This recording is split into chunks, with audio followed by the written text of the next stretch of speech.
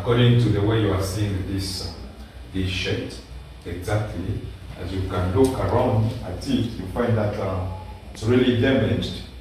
And let me say that the story, as I said, that clothes are tied to the human life.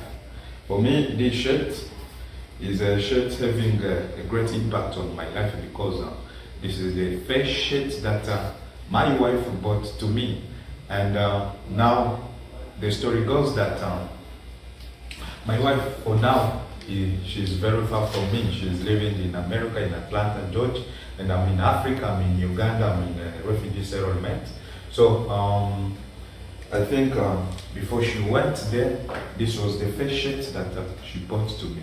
And can you imagine what do I see, what do I think of whenever I come around this shirt, whenever I look at this shirt?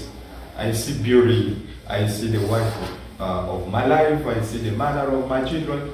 So it's unfortunate that at a time my shirt got destroyed, yet it was one of my beloved shirts. So you know Uganda is full of ants.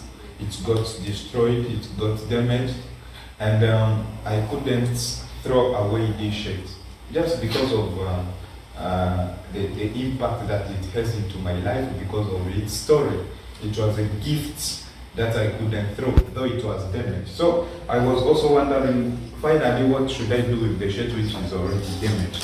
But actually, God sent someone to teach me about quilting, and today I now have a great idea of what I can do with my my beloved shirt, my beloved damaged shirt.